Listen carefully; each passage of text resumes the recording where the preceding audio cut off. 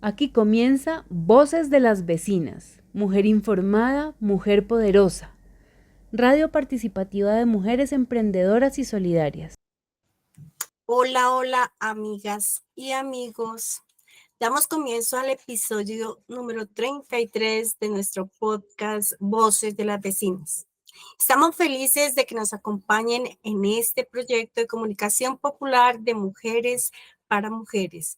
Agradecemos también a las mujeres invitadas a este nuestro nuevo programa por sacar sus espacios para hablarles a nuestras y nuestros oyentes.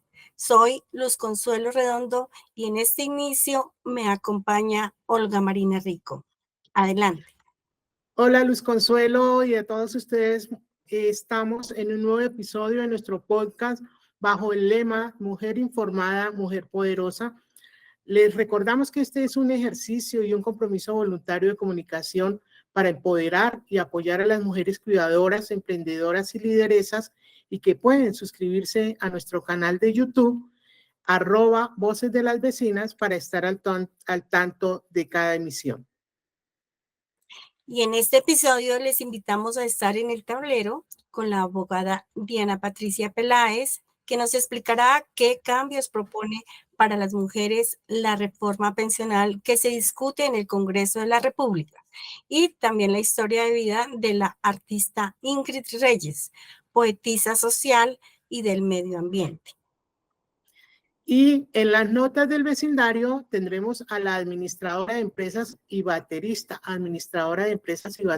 qué bueno, Luz Erleni Silva Pedraza, del colectivo Coasol, que trabaja por la salud mental de mujeres y jóvenes, a la psicóloga Tatiana Solano, contándonos sobre su taller de pautas de crianza, y a la administradora y docente Claudia Patricia Gutiérrez, hablando del proyecto Ruta de Fortalecimiento de Organizaciones Sociales que ejecuta la Alcaldía de Bosa en alianza con la Escuela de Pensamiento Económico, Social y de Gestión, ASECUN.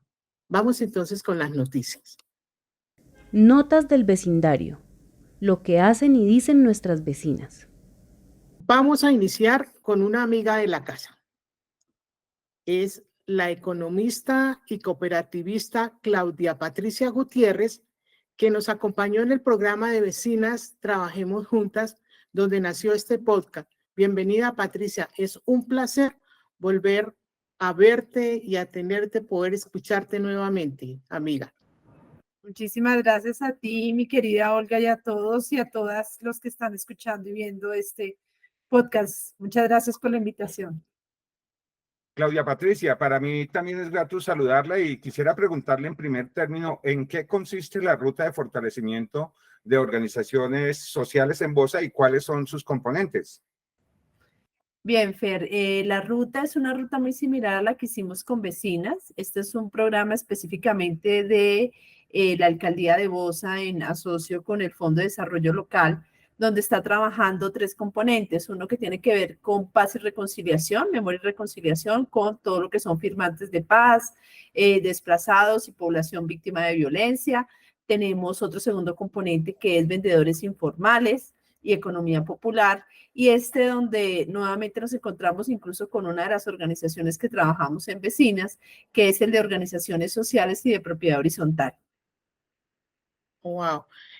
Bueno, Patricia, también sabemos, como todo, que hay una partida económica para cada una de las organizaciones, pero ¿cuál es el monto y en qué rubro, bueno, en qué lo pueden gastar, en qué pueden invertir cada una de las organizaciones este dinero?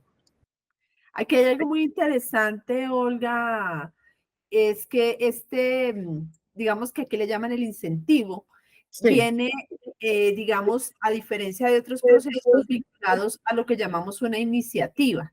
Las organizaciones sociales están vinculando o presentando un proyecto que fortalece a las organizaciones como tal para ser ejecutado a través de ese incentivo. Es de hasta 8 millones de pesos en este caso, y es básicamente para fortalecer la organización, pero siempre con la propuesta de una iniciativa que va no solamente a fortalecer la organización, sino al entorno comunitario, al entorno local.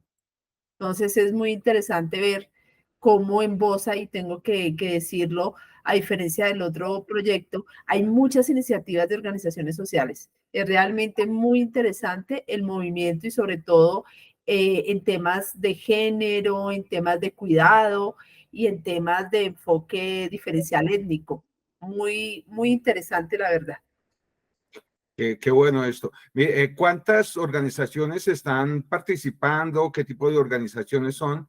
¿Y cuál es la presencia femenina en el proceso y cuánto han avanzado? ¿Qué cosas han hecho?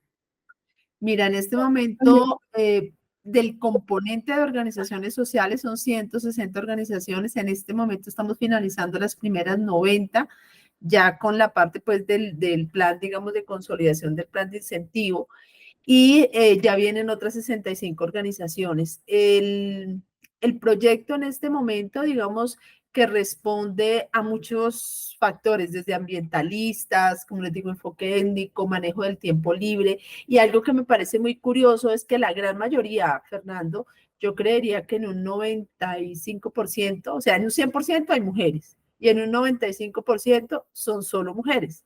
Es un tema muy interesante porque definitivamente, como hoy lo hablábamos en una clase que estaba ahorita virtual, las mujeres en Colombia y en Bosa han tejido realmente su participación y su protagonismo dentro de los entornos generales de participación en la localidad, y van de todo, o sea, absolutamente de todo. Y lo que es interesante adicional como tercer punto es que también se están vinculando a las organizaciones de propiedad horizontal, que antes no se tenían en cuenta. Normalmente los consejos de administración de los conjuntos, que en su gran mayoría hay muchas personas que han tenido la posibilidad y la oportunidad de tener una vivienda en Bosa gracias a programas donde se les ha entregado su vivienda por ser parte de este proceso de víctimas del conflicto armado. Ellos han logrado hacer unos procesos comunitarios y solidarios muy interesantes, como por ejemplo les dan la casa o la torre, pero no tienen la puerta de entrada, entonces entre ellos se organizan para hacerla y cosas de ese tipo, que la alcaldía se ha dado cuenta y les ha dado una preponderancia en esta convocatoria. Wow. Bueno, Pati, ¿en qué fase del proyecto van y cuál es el balance hasta el momento? En este momento, este proyecto de componente tiene dos, digamos que les decía 160, sino que lo dividimos en dos grupos. Las primeras 90 organizaciones en este momento ya estamos en el proceso de realización del plan de inversión, que saldrá próximamente entre junio y julio la entrega de los recursos, y estamos iniciando con la formación de ese otro segundo grupo para completar pues las otras 68 organizaciones que finaliza en el mes de julio. Entonces, realmente es muy rápido. Ya salimos con los primeros graduandos y ya salimos ahorita en mes y medio, 2 meses con el segundo. Bueno, Claudia Patricia, pues muchas gracias por habernos acompañado hoy en Voces de las Vecinas y muchos éxitos en este proceso tan importante y tan grande. La verdad no pensé que fuera tan grande para las organizaciones sociales y las mujeres de la localidad de Bosa, que tampoco había pensado que la mayoría eran mujeres. Muy interesante eso. Sí, unas mujeres muy valientes y muy echadas para adelante. Muchas gracias por la invitación a todos. Rico volver a verlos y bueno, hasta una próxima ocasión. Agradecimientos y saludos a Patricia y nos vamos con otra nota muy importante para la salud mental de las mujeres en Bogotá. Adelante, Luz Consuelo. Gracias, Olguita. Estamos con Gerleni Silva Pedraza, representante del colectivo ambiental social local Coazón. Ella es administradora de empresas de profesión, baterista en la banda musical Muisca. Bienvenida, Gerleni. Gracias por acompañarnos. Buenas noches, ¿cómo están? Muy contenta de estar aquí en las Voces de las Vecinas. Pues me he sentido muy acobijada aquí nada más en este ratico que ya hemos estado, el proceso que hemos tenido con Lucecita y pues nada, muy feliz de estar aquí con ustedes. Gracias, Gerleni. Usted es artista, lideresa comunitaria y gestora cultural y social y ha trabajado en temáticas infantiles, juveniles y de mujeres en muchos frentes y con diversas organizaciones. Cuéntenos un poco de esta historia. Bueno, te cuento, yo empiezo a hacer trabajo comunitario hace más o menos 8 años. Crecí en circunstancias bastante precarias, como mucha de la población colombiana, efectivamente, y digo, yo no puedo, o sea, no puedo hacer nada más allá porque no tengo dinero, porque no tengo otros elementos para poder hacer que este tipo de circunstancias dejen de pasar. En ese momento es cuando empiezo a realizar trabajo comunitario, cuando me entero que existen espacios de participación, cuando me entero que puedo participar de proyectos de la alcaldía, de instituciones internacionales y de otro tema. Es ahí cuando me empiezo a vincular a un proceso que en este caso es Coasol. Inicialmente cuando yo llegué, pues era una participante más, era una tallerista. El día de hoy tengo la oportunidad de representar la organización, el colectivo ambiental social local. Efectivamente, como lo dices, hemos realizado actividades en una infinidad de temáticas, dependiendo la necesidad de cada una de las poblaciones. Y efectivamente, dentro del territorio de Cundinamarca como del territorio distrital, como lo es aquí en Bogotá. La mayoría de nuestras actividades se centran en la localidad de Bosa y en el municipio de Soacha. Efectivamente, nuestra organización está ubicada en la zona fronteriza de lo que es Bosa y de lo que es Soacha, una zona que es normalmente olvidada porque se tiran la pelota. Entonces, no se hace cargo la alcaldía de Soacha porque dicen que es de Bogotá, y no se hace cargo Bogotá porque dicen que es de la alcaldía de Soacha, ¿sí? En ese sentido, he tenido la oportunidad de trabajar con una cantidad de personas y espacios muy enriquecedores. Aparte de ello, pues, artista o baterista, pues que ya hablaremos pues más adelante de ello. Muy bien, Gerleni.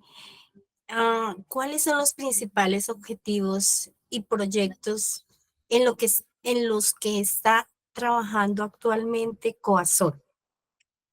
Bueno, el objetivo principal de nuestra organización es generar conciencia y la promoción de líderes y lideresas con integralidad en diferentes entes. Por ejemplo, tú vas a X organización y la persona seguramente tiene conocimientos en contabilidad. Nosotros y nosotras lo que buscamos es generar que esos niños, esos adolescentes, esos jóvenes tengan la capacidad de ver el mundo de manera integral y poder afectar de manera positiva el entorno en el que están, ¿sí? Entonces, es un chico, una chica de población vulnerable, pero va a tener la capacidad de acercarse a una comunidad y hacer una actividad deportiva, pero también hacer una actividad artística, pero también generar un proyecto, pero también, bueno, una infinidad de cosas sobre esta línea.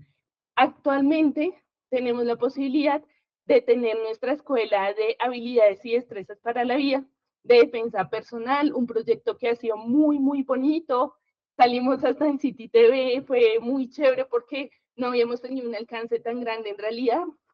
Efectivamente, en este momento contamos también con nuestra escuela musical. Está haciendo inicialmente con población infantil y pues ahí vamos de a pasitos. Qué bien, qué bien. Usted es administradora de empresas también de profesión, artista ambientalista y lideresa comunitaria. Eso es por vocación.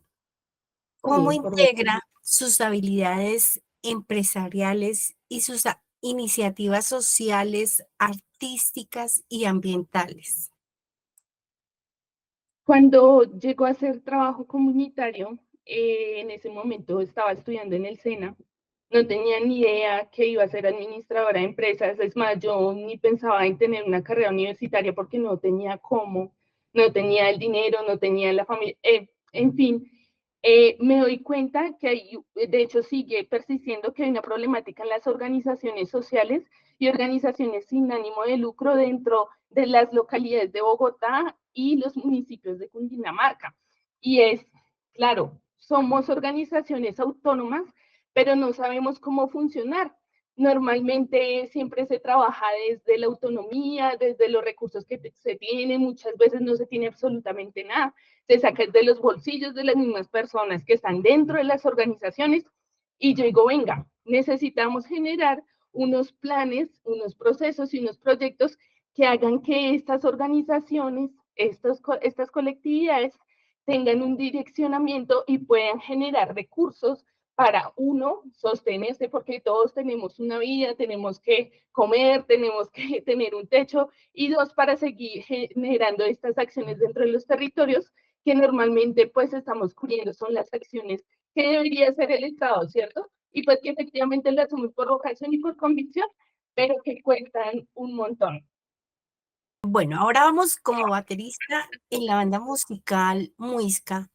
¿Cómo cree que la música puede ser una herramienta para la concientización ambiental y social y cómo lo hacen en Muisca? Muisca, la agrupación musical Muisca, nace inicialmente como una agrupación coordinada por niños y por niñas, pues lo cual generaba mucho impacto, ¿sí? Pues porque eran niños hablando de justicia social, de la recuperación del río Tunjuelo, de otros elementos, pero a partir de cierto momento se convirtió en algo pues un poco inestable, porque efectivamente los permisos que debíamos hacernos cargo con ciertas responsabilidades, cosas que no podíamos asumir efectivamente porque pues teníamos que trasladarlos, entonces que ya no era a Bosa, sino entonces era en Gativá, entonces era a Anapoima, entonces era así.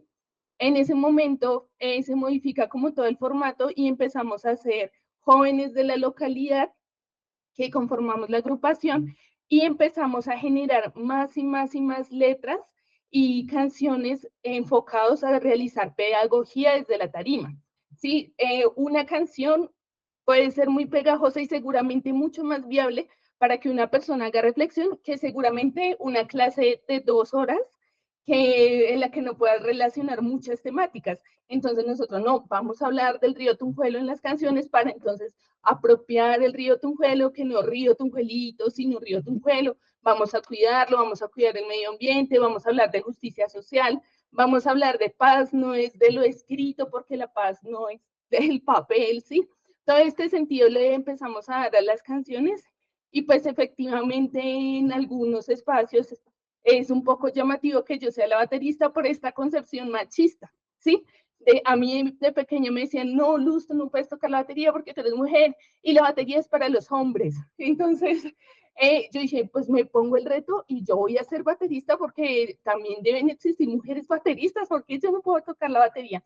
Entonces, ahí haciéndole como a las dos líneas, desde el tema del género y desde el tema de la concientización ambiental. Bueno, Lucecita, entonces, como gestora cultural, ¿cómo promueve la participación activa de la comunidad en sus proyectos? Lo cual a veces es tan difícil lograr que la gente participe. Bueno, efectivamente siento que esta es una problemática muy, muy fuerte, seguramente no solo para nosotros, las organizaciones sociales o artísticas, sino también para instituciones como la alcaldía, como el IDEPAC, hasta instituciones internacionales con recursos. Y efectivamente lo que nosotros y nosotras hacemos es hacer procesos de difusión. Actualmente con uno de los procesos que trabajamos, que es Infoxicados, donde hablamos de regulación de sustancias psicoactivas, tenemos efectivamente un podcast que pues no ha podido avanzar mucho por ciertas dificultades que hemos tenido con los equipos y demás. Utilizamos medios como podcast, como las publicaciones en Facebook, el voz a voz, como el uso del WhatsApp. Ha sido muy complicado, pero seguimos ahí en la lucha de hacerlo dentro de los barrios, realizando elementos como festivales. Como Casual tenemos un festival que se llama Paz Payá, donde este año va a ser nuestra 5ª versión, por cierto, por ahí les estaré invitando, donde hablamos de paz, memoria y reconciliación, desde cómo lo ve los niños, cómo lo ven los adultos, cómo lo ve las personas de la tercera edad. Efectivamente es muy complicado, pero siento que si seguimos haciendo este tipo de cosas que está haciendo las voces de las vecinas, ustedes como equipo de las voces de las vecinas, seguramente podemos llegar a más población que ni tiene idea que esto existe. Así como cuando yo llegué a los espacios comunitarios no sabía que eso existía, y pues ahí fue que me empecé empapando de todo y a reconocer el territorio y todas estas temáticas. Bien, bueno, su trabajo involucra varios de los objetivos de desarrollo sostenible, como son igualdad de género, acción por el clima, sostenibilidad ambiental, salud y bienestar. ¿Cuál es el papel de la educación popular y el arte para avanzar en todo esto? Bueno, como lo mencionaba anteriormente, Lucecita, es un poco complejo hacer desde la educación popular, que han surgido cosas muy bonitas, decirlo, y seguramente no solo aquí en Bosa, sino en varias partes del país, personas con vocación que sin recibir absolutamente nada de dinero, seguramente muchas veces saliendo del dinero de su propio bolsillo, hacemos educación popular en los parques, en las plazas, en donde sea. Solo se necesita la intención de hacerlo, seguramente sin tener las herramientas. Estos espacios son verdaderamente importantes porque seguramente hay espacios que no los podemos dar dentro de la escuela o dentro de las aulas escolares porque es una visión de mundo un poco más hermética, un poco más, no sé, un poco más limitada, siento yo. En cambio, desde la educación popular podemos abrir nuevos espectros. Los chicos y las chicas pueden hablar de otras temáticas, te pueden decir a ti, me está pasando esto, esto y esto en mi casa, y tú decirle, sí, claro, vamos a ir a tal lugar, vamos a hacer cierta cosa, con diferencia de lo que pasa en las aulas escolares, ¿sí? Siento que el arte es un elemento muy, muy importante en este momento que estamos viviendo.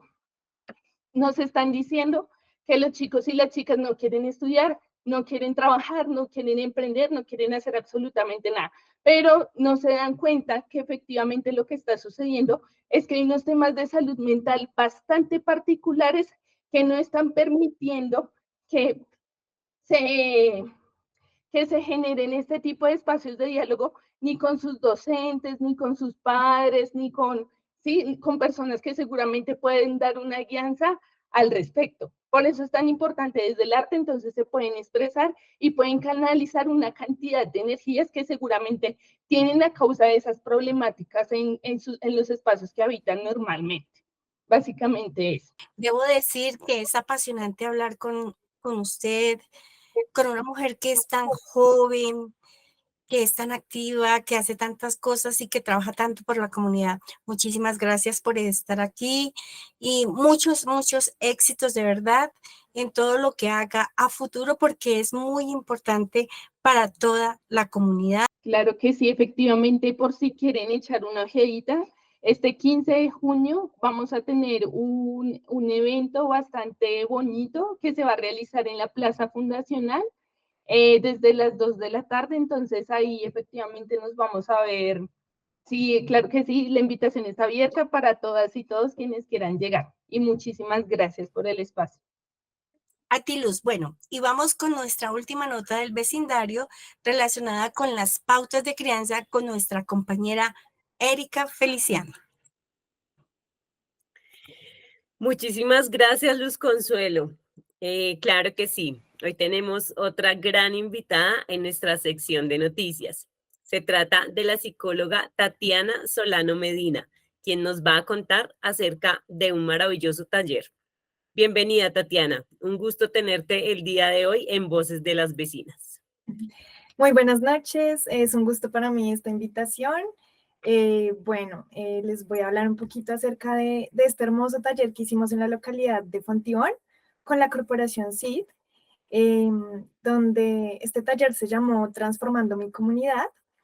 Estuvo dirigido por mí y por la líder Adriana Jiménez, donde estuvimos conformados por adultos, niños y adolescentes, donde pudimos evidenciar varios tipos de familias. Entonces pudimos ver desde la familia nuclear, que es la familia tradicional, conformada por papá y mamá, la monoparental, que es conformada únicamente por la mamá o por el papito, la reconstituida, que es cuando se genera la separación y pues solamente queda pues la mamá, el papá y pues los hijos que tengan no juntos, sino pues con otras familias. Y pudimos evidenciar la influencia en todos sus entornos a nivel social, a nivel económico. Este taller se trató de realizar un fortalecimiento a las dinámicas familiares a partir de la comprensión de los estilos de crianza, en donde podemos establecer que los estilos de crianza son la forma en la que los padres educan a sus hijos. Entonces tenemos y tomamos en cuenta tanto los pensamientos, las emociones, las conductas y actitudes que adquirimos en torno a la crianza de los hijos, por lo cual manejamos una serie de estrategias muy interesantes que permitieron promover relaciones saludables y respetuosas entre padres y hijos, fortaleciendo el desarrollo social, emocional y cognitivo de los niños. Entonces, en el tema de enseñarnos tanto a nosotros como padres, como adultos, la gestión de las emociones, el tema de validar los pensamientos, el tema de la expresión de las ideas, de establecer una comunicación asertiva, fomentando una inteligencia emocional en los niños desde edades muy tempranas, en donde vemos la importancia de poderles enseñar a ellos a tener este conocimiento del tema de la gestión emocional, ya que les brinda herramientas valiosísimas para enfrentar los desafíos de la vida, construir relaciones saludables y prosperar en diversos entornos a lo largo de su desarrollo. Entonces, por lo tanto, pues manejamos el tema de la gestión emocional, de percibir lo que sentimos, cómo lo comunicamos y cómo lo regulamos. Por lo tanto, también en este hermoso taller planteamos una serie de actividades que permitieron este reconocimiento. Muy interesante, Tatiana. La verdad es un tema bastante amplio. Debemos involucrar, yo creo que también a los padres en estas pautas de crianza para que los hogares se puedan poner en práctica todas estas estrategias. Cuéntanos un poco también acerca de tu experiencia en psicología social y comunitaria, por favor. Vale, bueno, tengo experiencia. Hace poco estuve desarrollando una acción psicosocial dentro de una comunidad que se llama Grupo SER. Este es un centro de rehabilitación para jóvenes, adolescentes y adultos, entonces era más que todo una comunidad masculina. Ahí digamos que pude tener una percepción distinta del tema del consumo, salirnos un poco del estereotipo, de los estereotipos en donde son como etiquetados o catalogados como delincuentes, como locos. Son algunas de las cosas que escuchamos comúnmente. Entonces, digamos que ahí pude darme cuenta de temas como aquellos factores que influyen en las recaídas, en los temas del consumo, la importancia también del tema de las dinámicas familiares. Pude evidenciar diversas dinámicas como el tema de la negligencia por parte de los padres, el tema de no manejar el tema de la escucha, el tema de también cómo exigirles mucho y no darles esos límites claros que son muy importantes para su desarrollo, incluso en el entorno social, en el tema de poder respetar y de poder entender aquellas normas a las que nos tenemos que involucrar ya cuando cumplimos la mayoría de edad. Esto lo hice a partir de un enfoque humanista, entonces lo hice orientándome hacia el fortalecimiento del ser, en donde me enfoqué mucho en desarrollar actividades relacionadas con la autorrealización de estos chicos. Entonces, digamos que manejamos temas como el autoestima, el fortalecimiento del autoconcepto, cómo gestionar aquellas emociones negativas de ira, de enojo, cómo establecer el tema del perdón, lo cual fue bastante interesante. La verdad, le cogí mucho amor. Claro que sí, Tatiana. Pues la verdad que esta profesión es muy importante para nuestra comunidad. El saber que desde la psicología se abordan tantas problemáticas y pues temas tan importantes que ayudan demasiado a nuestra sociedad. Exacto. Pues creo que también este tema de las pausas de crianza aporta muchísimo a eso, al saber que una persona desde muy pequeña tiene esa guía y tiene esas, digamos que evitaría en un futuro muchísimas problemáticas. ¿Cómo crees tú?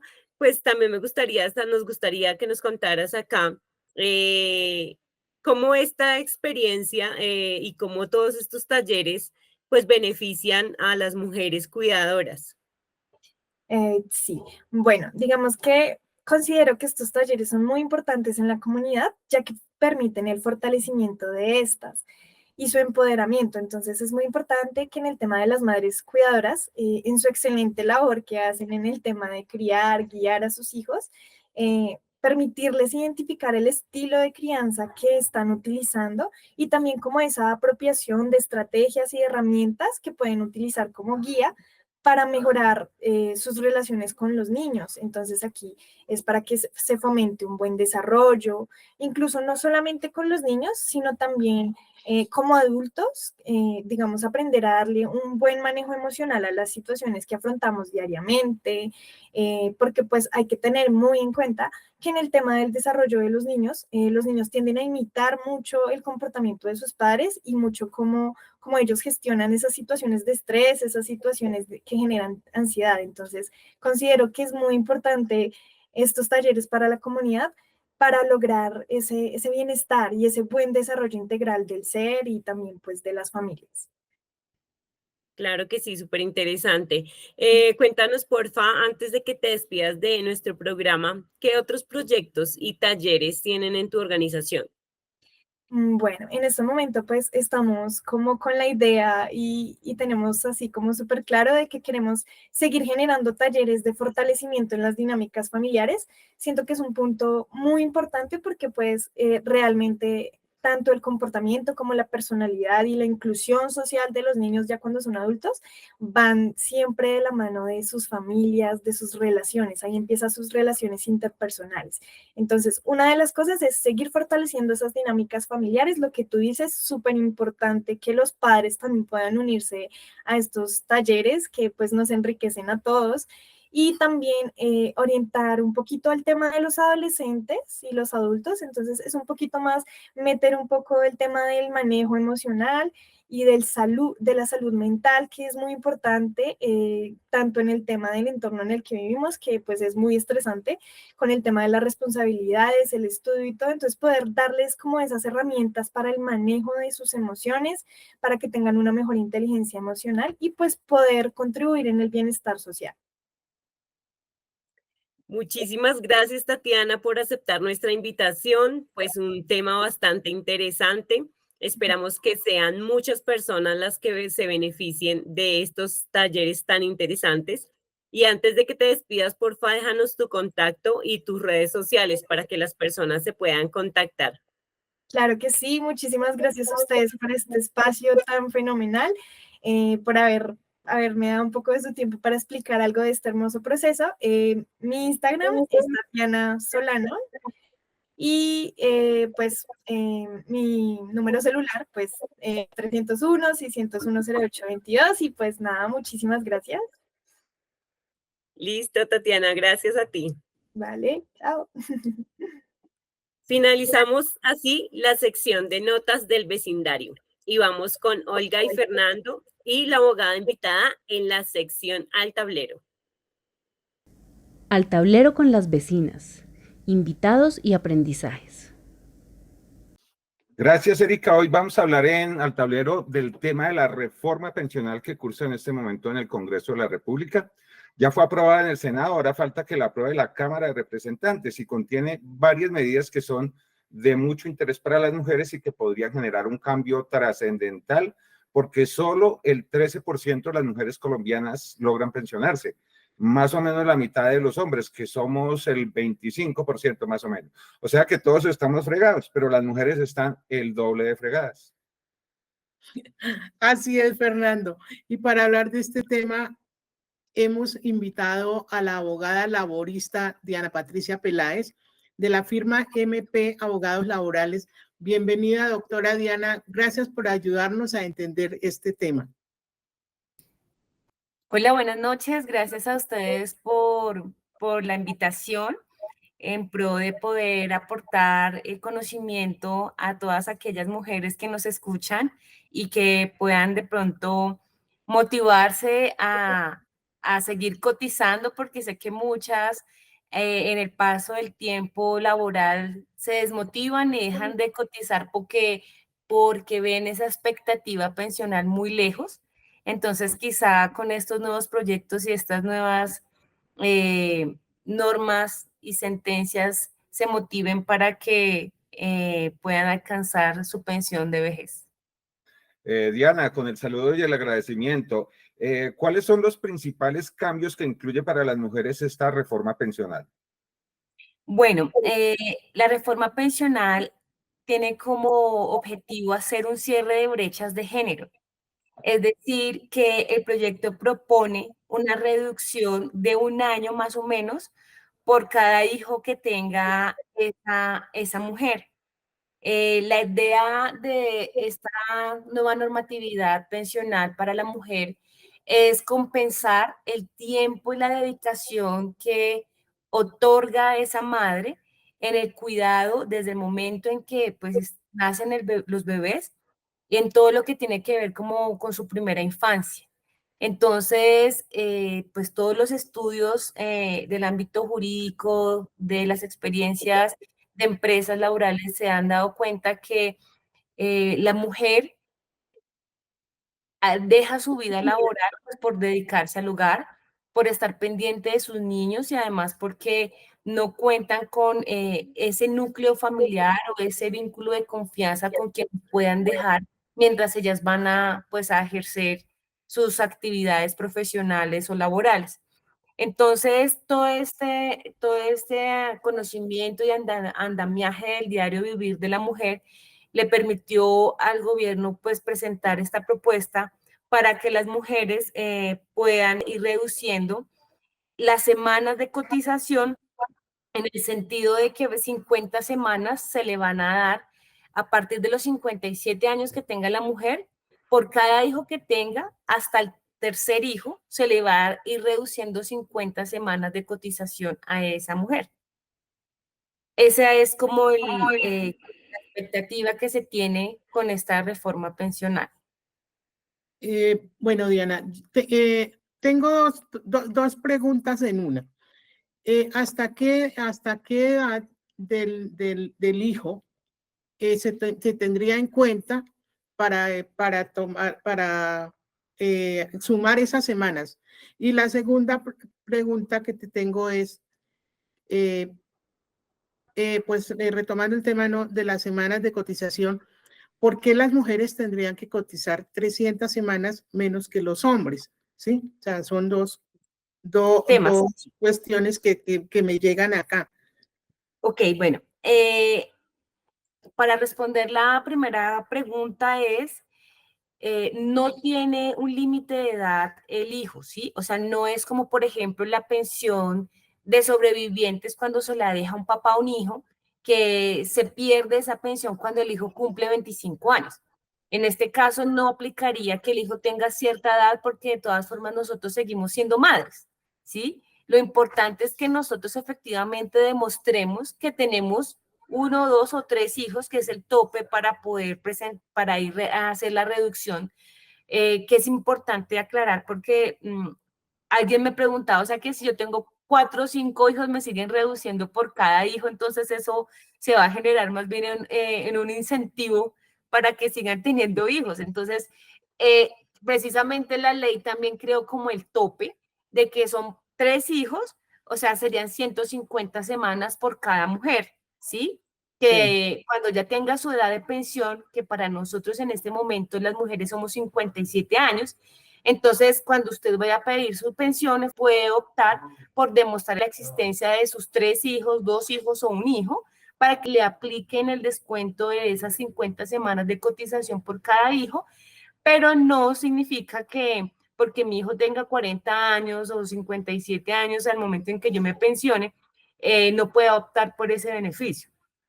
Ahora bien, en cuanto a la segunda pregunta que me dices que desde qué momento ya no tenemos que cotizar 1.300, eso es ligado a otro tema que se dio por vía de acción de tutela, que estudió la tala laboral por una acción de tutela que presentaron 2 ciudadanos hombres en favor de las mujeres, en el que ponían esa desigualdad que existía entre el tiempo de cotizar entre el hombre y la mujer. Entonces, ellos le cuestionaban a la Corte Suprema, Corte Constitucional, perdón, el hecho de decir por qué esa persona está cotizando, si es un hombre, tiene 1.300 semanas a los 62 años, porque si una mujer tiene 57 años, tiene que tener también 1.300, cuando el hombre tiene más oportunidad de seguir trabajando hasta sus 62 años. Entonces, para los ciudadanos que interpusieron esta acción constitucional, existía una desigualdad en el sentido de la edad y el tiempo de cotización entre hombres y mujeres. Mientras a los hombres los dejaban a los 62 años 1.300, a nosotros nos pedían en menos tiempo la misma cantidad de semanas. Entonces, en efecto, la Corte Constitucional dijo que había lugar a manifestar y a existir esa desigualdad en ese requisito que se había puesto en la ley de exigir más semanas a las mujeres en menos tiempo. Entonces, ¿qué se planteó en esta sentencia? Se dijo que se va a hacer paulatinamente la reducción de semanas a partir del 1 de enero del 2026.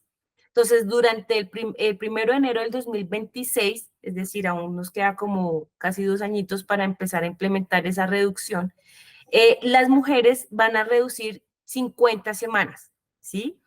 Y lo irán haciendo de manera gradual hasta que se llegue a más o menos como a fin de ese año. Se espera que sean 1.250 que se reduzcan esas semanas de cotización. A partir de enero del año 2027, entonces se continuará con esa reducción hasta que las mujeres queden ya para pensionarse con 1.000 semanas no más. Pero pues en este momento pues siguen siendo las 1.300, ¿sí? Pero lo ideal es que exista como una progresividad en la disminución de esas semanas que se les estaba exigiendo a las mujeres cotizar en pensión. Bueno, voy a solicitarte 3 aclaraciones. La primera, o sea, de todas maneras van a ser 1.000 semanas independientemente de la reforma pensional que está poniendo el gobierno, pero es probable que la reforma, digamos, establezca que esas 1.000 semanas sean ya el año entrante o algo así. Esa es una pregunta. La segunda pregunta, la disminución desde 50 semanas para cada una de las mujeres por cada hijo que tenga, ¿aplica para todos los casos, para todas las mujeres que se vayan a pensionar? Y la tercera pregunta, dada esa progresividad que tiene la disminución de las semanas y que son solo 3 hijos, ¿no habría lugar a pensar que eso va a incrementar la maternidad de las mujeres? O sea, que es que he oído a algunos que dicen, no, entonces ahora las mujeres pobres se van a dedicar a tener hijos, que van a llenar de hijos que no pueden mantener porque les van a disminuir 50 semanas por cada uno. Esas serían las preguntas. Bueno, entonces, en cuanto a la primera pregunta, eso es son 2 opciones diferentes. La primera es el tema de que sea aprobado esta nueva forma de pensión para la mujer. Entonces, efectivamente, podría optar por el hecho de decir que se acoge a que a partir de enero del 2025 ya las mujeres empiecen a pensionarse con 1.000 semanas, ¿sí? La reforma podría incluir eso. Claro, por supuesto. Y entonces tendríamos que, así como existió un régimen de transición entre la ley 100 y la nueva ley de pensión, me imagino que también en este momento existirá o saldrán algunos requisitos también de transición en que pues dirán cuáles mujeres podrían acceder a las 1.000 semanas y cuáles no, teniendo en cuenta pues de acuerdo a una cantidad específica de semanas y años cotizados al sistema. La ley podría incluir el hecho de que se vaya a pensionar la mujer desde el próximo año con 1.000 semanas. No podría existir como un inconveniente o algo antijurídico al respecto. Sí, y lo otro era lo de las, si aplica lo de la disminución de las 50 semanas por hijo para todas. ¿O sí, correcto. se supone que el requisito es que demuestre el hecho de haber sido madre, no significa que tenga que demostrar que dejó de trabajar o que se haya dedicado a laborar, o sea, no podría existir dentro de las propias mujeres una desigualdad.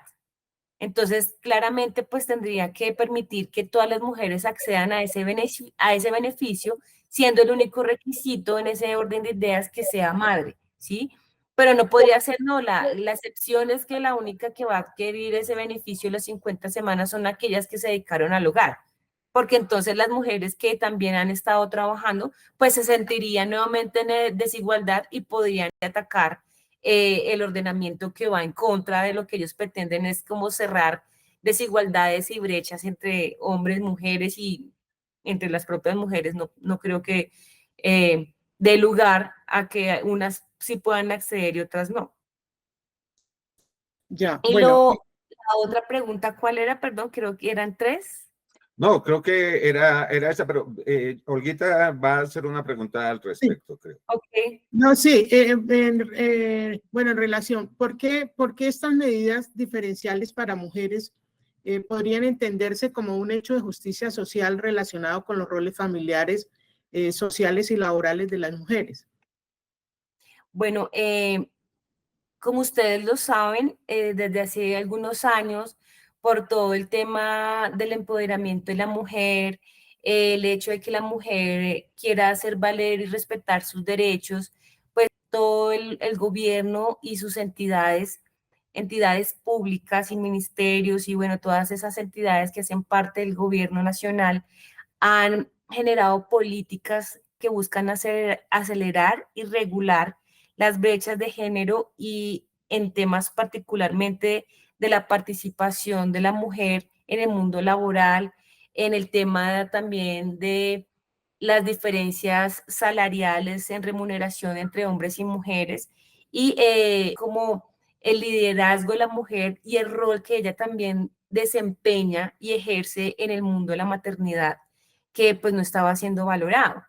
Entonces se han empezado a dar cuenta que el incentivar a la mujer que cumple un doble rol, es más, en uno de esos debates normativos se hablaba del hecho de que se remunerara la labor de la mujer ama de casa, porque es una labor bastante fuerte, no remunerada y además que es no solamente mantener el hogar y solventar todo lo que eso implica, sino el hecho de que ella está criando y haciendo seres humanos que saldrán a la sociedad. Entonces, ellos se daban cuenta de la importancia de apoyar a la mujer en ese rol para que ella pues se sienta pues obviamente apoyada y empoderada de ese rol como madre y no lo vea como en el hecho de que yo me quedo en casa y pues no tengo ninguna remuneración ni muchas veces como esos incentivos que le permitan a ella pues continuar con esa labor tan ardua. Entonces creo que uno de los motivos principales que se está haciendo por parte del gobierno es eso, que la mujer sienta que el quedarse en el hogar y el crear seres humanos y formar sociedad es importante también para nosotros como ciudadanos colombianos, es importante para la sociedad, obviamente, que ella pueda acceder a su pensión y no sentir que porque se quedó en casa, no optó como la posibilidad que tuvo su esposo de salir a trabajar mientras ella se quedaba al cuidado de los niños y del hogar. Entonces la idea es que ella se sienta en igualdad de condiciones con el hombre y que pueda también tener su independencia económica y poder, pues, como suplir sus necesidades como mujer, como profesional y como madre. Bueno, Diana, pues estamos muy agradecidos por dedicarnos un tiempo y ayudarnos a entender estas reformas que son tan importantes para las mujeres y que en mi concepto les harían justicia por la inequidad y las injusticias que históricamente hemos cometido los hombres contra las mujeres por el machismo y el pensamiento patriarcal de creer que la responsabilidad del hogar, de los hijos, del cuidado es de las mujeres. que ellas deben seguir ahí dependiendo de los hombres y que su sitio es el hogar, la cocina y el oficio. Muchísimas gracias por ayudarnos a entender todo eso, doctora Diana. No, muchas gracias a ustedes por la invitación y realmente las invito a todas a que sigan con esa iniciativa de querer seguir cotizando a su pensión, buscando las opciones de poder no depender económicamente pues de sus parejas sentimentales y bueno, pues que las cosas puedan cambiar en beneficio de todos.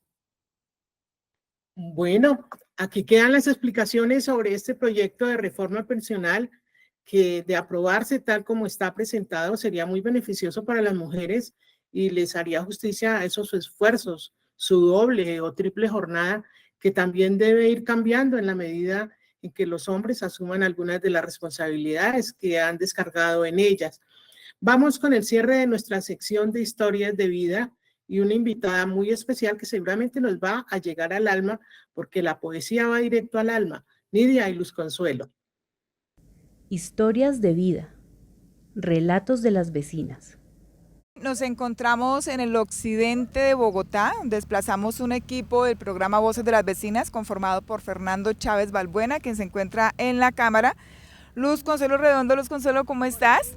Y quien les habla, Nidia Acevedo. Estamos acá en el borde occidental de la ciudad, a puertas del Parque La Florida, el límite con el humedal Jaboque. Es un sitio espectacular, ustedes no alcanzan a ver toda la maravilla que nosotros estamos disfrutando, conciertos de aves, tinguas de todos los colores, caballitos del diablo, un paisaje espectacular que vale la pena venir a conocer. Bueno, nos encontramos con Ingrid Joana Reyes Fonseca. Ella es una poetisa muy empoderada, que con su poesía social ha recorrido el país denunciando la afectación que todos los humanos desafortunadamente le hacemos día a día a la madre naturaleza, y al mismo tiempo lanza un reconocimiento a las personas a quienes se les han vulnerado sus derechos humanos y han sido víctimas de abusos, desafortunadamente en muchos casos en nuestro país. Así es, Nidia y oyentes. Les cuento que entre versos Ingrid alza su voz femenina buscando generar conciencia y procurando un cambio social en las nuevas generaciones. Bienvenida, Ingrid. Muchas gracias, gracias por la invitación aquí a Voces de las Vecinas. Muchas gracias por haber venido hasta acá, a este hermoso fragmento del humedal Jaboque. No, gracias a usted por compartirnos. Ingrid es la anfitriona en la mañana de hoy. Estamos haciendo un recorrido espectacular, la verdad que nos vamos maravillados. Ingrid, entremos en materia. ¿Cómo es eso que una mujer profesional en finanzas y relaciones internacionales hace poesía? ¿Cuáles fueron esos primeros acercamientos y cómo llegó a este género literario? Claro que sí. Mi papá cuando tenía 8 años me regaló un blog en blanco y me dijo que cada 8 días le contara los cuentos y en ese orden de ideas cada 8 días me reunía yo a escribir cuentos. Cuando llegué a séptimo conocí el libro de La alegría del querer de Jairo Aníbal Niño y me enamoré de su poesía. Ese libro es hermoso, se los recomiendo, habla del primer amor, entonces es una poesía muy pura, muy bonita y a raíz de esto empieza a gustarme la poesía. Cuando hablamos de poesía, Ingrid, generalmente la mayoría de las personas nos trasladamos al romanticismo, a la poesía solamente relacionada con el amor. Pero tú haces una maravilla con la poesía y nos empiezas a contar sobre los derechos humanos, el medio ambiente, la política y la problemática social entre versos. ¿Cómo lograrte ese tinto? ¿Cómo es que lo haces? Por favor. Gracias, pues en el 2008 pasó lo de los falsos positivos, que en su momento pues vimos en las noticias que hablaban de unos jóvenes de Soacha que eran miembros de las BACRIM o del ELN, que contra el ejército habían, era un combate fuego cruzado y que habían desaparecido. Después vimos el estallido social en el 2020, Y pues lo de las madres de Soacha me dolió mucho porque tengo en mi cabeza la memoria de una de las mamás que cuando fue a recoger a su hijo en Ocaña, en la fosa común, identifica a su hijo, se tapa los ojos, llora y cuando sale de la fosa claramente ella se desmaya ante el dolor de haber identificado en esa fosa a su hijo.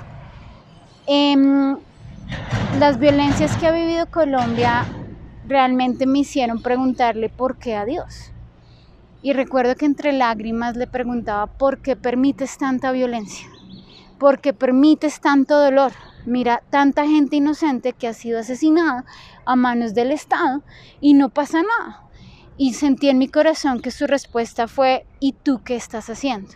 Es decir, yo solo criticaba, pero no era parte de la solución.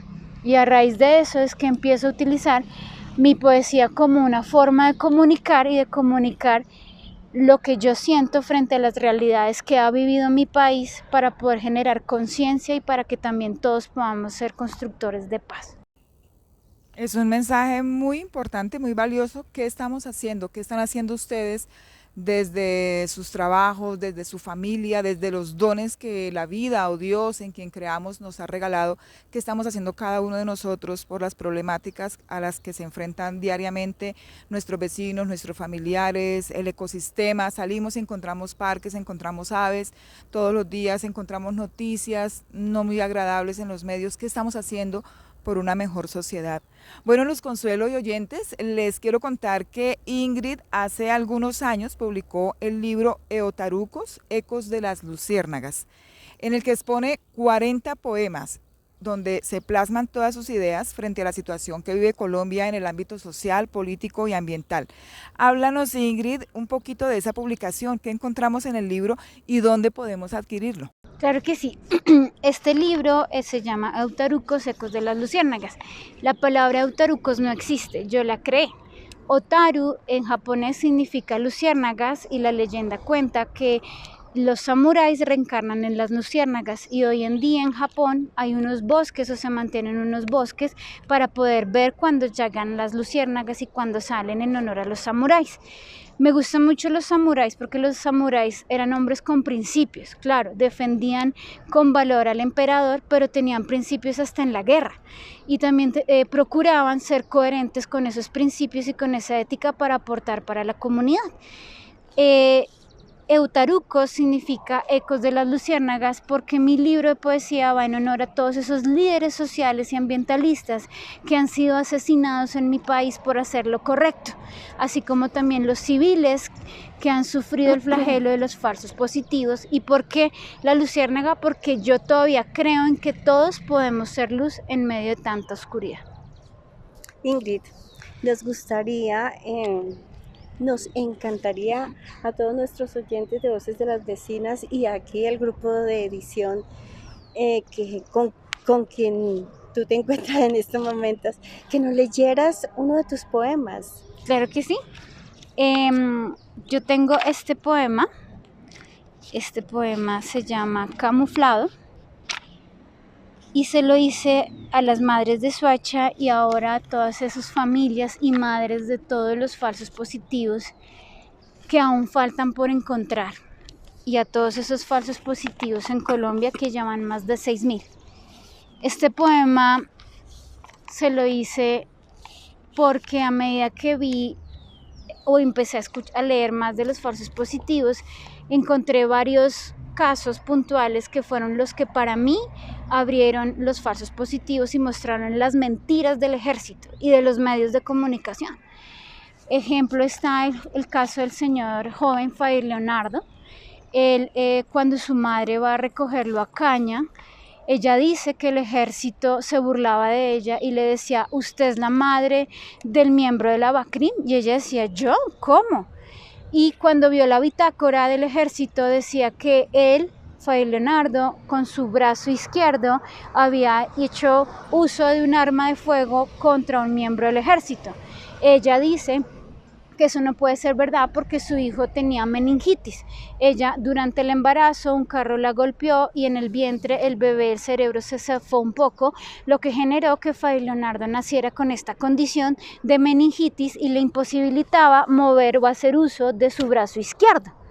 Ante esto y ante otros casos, como el caso de otra mamá que muestra que efectivamente su hijo fue pasado por falso positivo, el hermano de él empezó a investigar, empezaron al año a recibir panfletos amenazantes y fruto de estos panfletos su otro segundo hijo también es asesinado.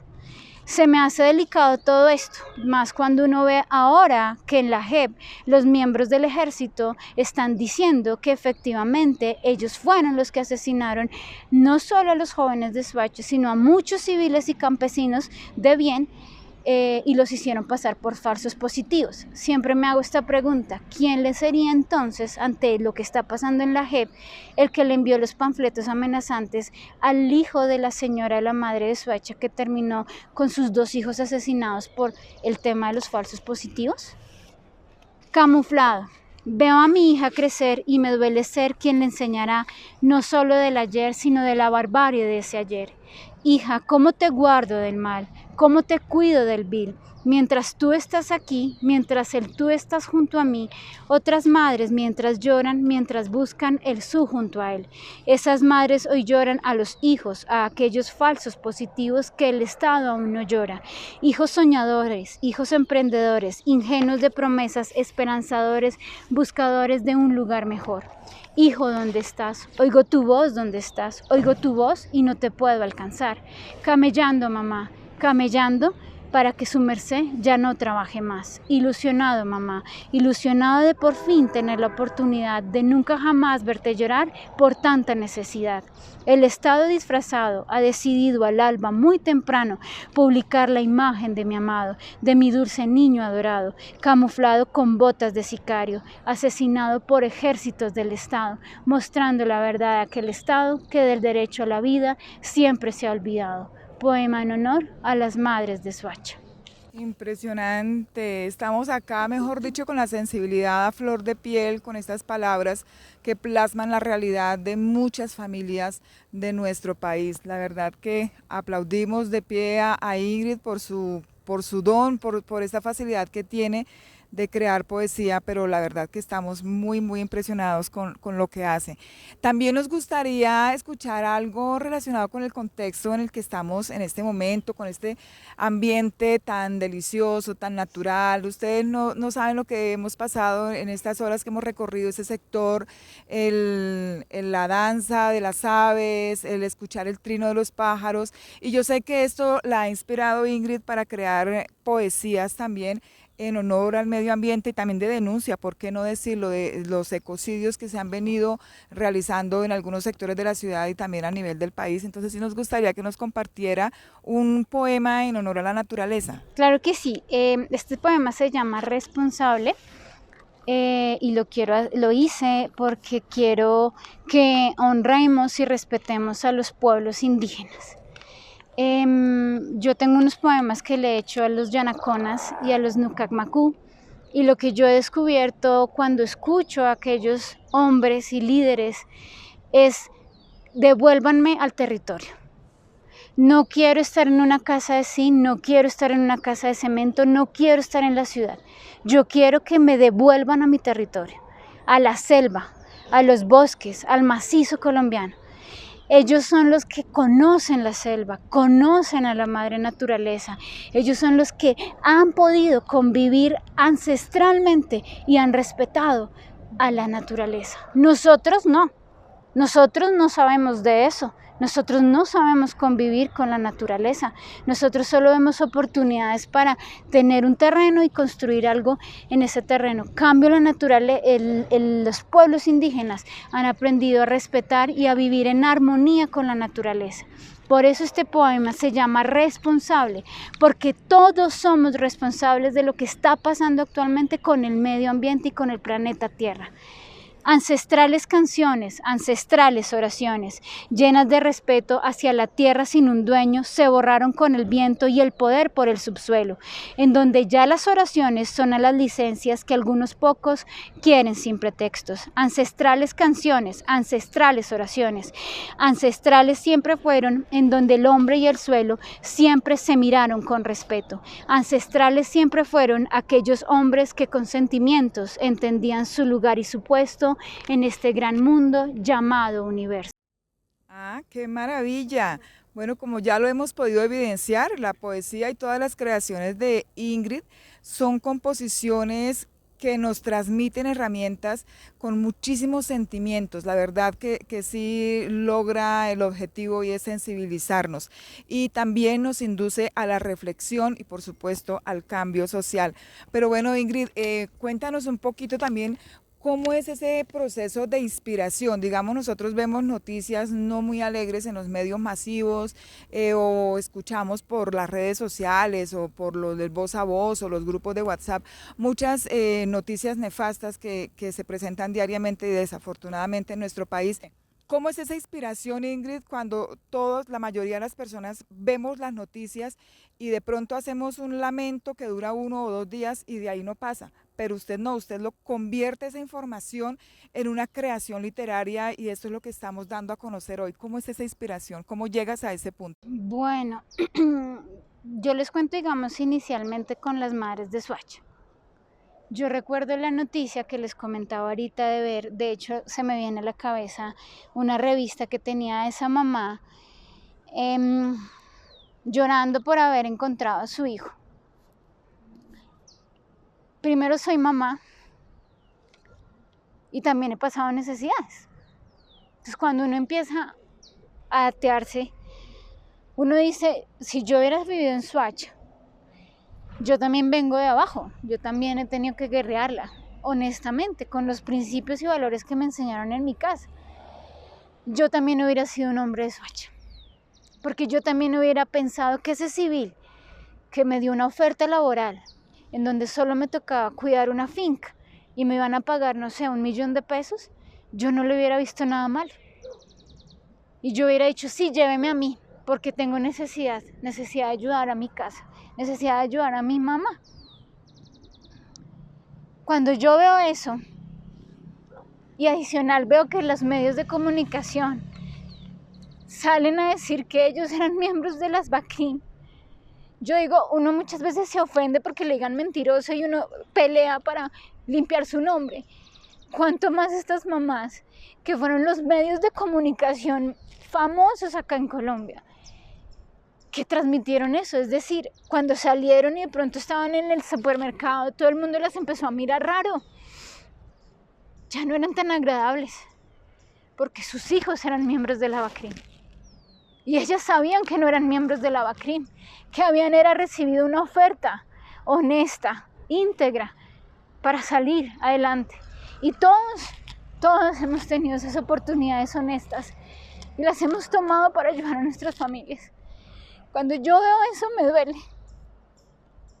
Me duele porque sufrieron humillaciones, me duele porque todo el mundo se les burló, me duele porque el presidente de la época llegó y dijo, ellos no estaban recogiendo café. Y me duele porque la verdad es que hoy vemos que en la JEP ese ejército, ese cabo está diciendo, sí, yo maté a los hombres de Soacha. O sea que esas mamás estaban diciendo la verdad que nadie quería apoyar. Y me duele, y como colombiana que soy, quiero apoyar esa verdad. Porque eso es lo correcto. Y estamos llamados es para hacer luz en el mundo, para hacer la sal de la tierra, para hacer la diferencia, para no quedarnos callados ante esas situaciones. Porque ellas son Colombia, porque esos muchachos son Colombia, porque los campesinos que han sido asesinados son Colombia, porque esos indígenas que han sido asesinados por proteger sus territorios son Colombia. Y por eso esa es mi inspiración. Me duele eso, me duele esas injusticias y me duele más ver que muchos poderosos prefieren callar esas injusticias. Yo no puedo hacerme la ciega ante esa realidad, no puedo, mi ser no me lo permite. Ahora vamos a... ¿Tienes en procesos más poemas, más poesía. ¿Qué tenemos ahorita? Claro que sí, ahorita estoy haciendo mi segundo libro de poesía. Este libro es 100% ambiental. Tengo poemas en honor al ocelote, al jaguar, al caballito del diablo, a la luciérnaga, al aramacao, que es la guacamaya escarlata, al azulejo, que se le dice suisui, a los pueblos indígenas Nucacmacú y Yanaconas. Me gustaría recitarles un poema que le hice en honor al jaguar. El jaguar es una especie paraguas. ¿Esto qué quiere decir? La especie paraguas es que ellos generan un equilibrio en el medio ambiente, en este caso puntual en la selva. El jaguar se come a los mamíferos grandes de la selva. El caso puntual del capibara, que si dejáramos muchos capibaras en un territorio, acabaría con todo, porque él es un herbívoro, acabaría con toda la vegetación. Por ende se necesita la presencia del jaguar, porque el jaguar genera equilibrio en ese entorno. No sé si sepan que el jaguar tiene la mordida más letal. La gran mayoría de los felinos atacan en el cuello asfixiando a su víctima o a su presa. El jaguar no. El jaguar lo hace directamente en la cabeza. Su mordida es la más letal. Ellos pueden romper la cabeza de un cocodrilo y por ende también los caparazones de las tortugas. Y no sé si también han visto que los jaguares en la piel tienen dibujadas rosas. Ellos no tienen como los demás felinos, que en el caso del león no tienen ninguna, o en el caso de los guepardos o leopardos tienen unas rayas. El jaguar tiene unas rosas. Para los pueblos indígenas, el jaguar es portador del equilibrio, de la armonía en el entorno. También para los pueblos indígenas es el hijo del sol y también es el hijo del mar y de la tierra. Y una otra característica que me gustó mucho del jaguar es que no pelean, como los demás felinos cuando se encuentran con otro macho en su territorio o los demás animales. El jaguar eleva un rugido en donde le dice al otro jaguar con ese rugido: compadre, este es mi territorio, no puedes tocarlo. Se me hace muy bonito porque nos está enseñando, y de hecho me hizo a mí una reflexión interna de cómo soluciono mis problemas, no a través del enfrentamiento, sino como lo hizo él, a través de un simple rugido. Este poema se llama Otorongo. Otorongo, otorongo, Tezcatlipoca es tu deidad que entre la vida y la muerte has de transitar. Omnipresente, omnipotente, Señor de la tierra y el mar, Señor del justo caminar, a mí me haces recordar tu importancia y verdad, que tu forma de jaguar debemos respetar. Garante del entorno natural, en planicies del Caribe colombiano sueles andar. Poder y grandeza, reconciliación, esperanza es tu asociación. Carnívoro félido, solitario pero no tímido, potente rugido, pacífico guerrero que sin peleas buscas acuerdos, enviado al mundo para comprobar que tu belleza es real, a mí me hace recordar tu importancia y verdad, que tu forma de jaguar debemos todos respetar. Debemos todos respetar. ¿Cuántos aprendizajes hemos tenido en la mañana de hoy, Luz Consuelo, con esta invitada maravillosa que tenemos para ustedes en la sección Historias de Vida? Bueno, no queremos despedirla, Ingrid, sin antes invitar a nuestros oyentes a acercarse más a su trabajo, a su poesía, a su arte maravilloso. Por eso me gustaría saber si las personas de pronto pueden sugerirle temas, historias. Este programa queda en la web. Recuerden que nos pueden ubicar como @Voces de las Vecinas y posteriormente nos pueden ver aquí en cualquier parte del mundo. Y seguramente usted tiene una historia ambiental, tiene una historia social, tiene una historia que puede ser contada para que Ingrid tenga insumos para hacer su poesía, puede ser contada a través de la poesía de esta maravillosa artista.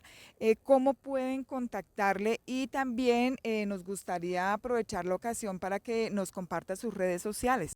Claro que sí, mi red social es en Facebook es @Ingrid Poesía. Y en Instagram es @Ingrid, Eutarucos, el título del libro, Eutarucos. Entonces me consiguen en Facebook @Ingrid Poesía y en Instagram @Ingrid Eutarucos. Y claro que sí, con mucho gusto, son muy bienvenidas las diferentes temáticas. Probablemente me gustaría que las personas que están en la periferia nos contaran sus problemáticas ambientales, los pueblos indígenas, para que podamos hacer visibles estas problemáticas a través de la poesía, y pues también yo tengo un programa de radio que se llama Susaco Inmortalidad Poética en la emisora El Retorno Rock, en donde todos los viernes a las 8 de la noche estoy haciendo diferentes temas ambientales, en donde doy a conocer pues ciertas problemáticas que se viven los líderes en diferentes regiones de Colombia. Y también pues hago poemas en honor a los animales que conforman la fauna colombiana. Muchas gracias, Ingrid, por De nada. compartirnos todo este don que tienes. Eres muy amable al aceptar nuestra invitación y que nos enaltece, ¿verdad? Y que enaltece la sensibilidad y el compromiso social de las mujeres cuidadoras. Siempre bienvenida, muy bienvenida a Voces de las Vecinas. Si me permiten, quisiera concluir. Tengo un poema que se llama Fiel, y se los dedico a todos los que nos escuchan y a todos los que están aquí. Fiel, cualquiera sea tu pluma, cualquiera sea su color, que nadie calle a tu buen corazón. Muchísimas gracias. No, gracias a Iris por aceptar esta invitación. Bueno, y así hemos llegado al final de la sección Historias de Vida, como siempre trayendo invitadas maravillosas que de manera tranquila y silenciosa hacen su trabajo al servicio de la humanidad, enalteciendo las labores de cuidado y aportando desde los dones que cada uno que tenemos, que la vida nos regala, para procurar una mejor sociedad. Nos vemos en el próximo programa con una nueva historia de vida. Gracias. Gracias, Nidia y Luz Consuelo, por esta historia hermosa que lo deja a uno con ganas de ir a leer y a soñar. Y así finalizamos nuestro episodio 33. Los esperamos en la próxima emisión. Recuerden que nos pueden encontrar en YouTube como @Voces de las Vecinas y en Facebook como Voces de las Vecinas. Les invitamos a seguirnos y compartir estos programas de mujeres para mujeres con sus familias, sus amigos, sus círculos de trabajo y sus organizaciones. Gracias por escucharnos y nos volveremos a encontrar muy pronto. Mujer informada, mujer poderosa. Aquí termina Voces de las Vecinas. Mujer informada, mujer poderosa. Radio participativa de mujeres emprendedoras y solidarias.